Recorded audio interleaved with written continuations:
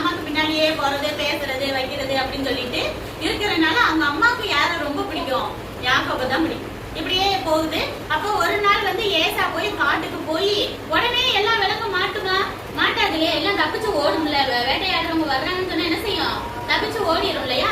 அப்போ வேட்டையாடி ரொம்ப நேரம் கழிச்சு ரொம்ப டயர்டாகி வீட்டுக்கு வர்றான். வீட்டுக்கு வந்தா என்ன செய்யுது? ககா ககான்னு அவனுக்கு ரொம்ப பசிக்குது. அந்த நேரம் பார்த்து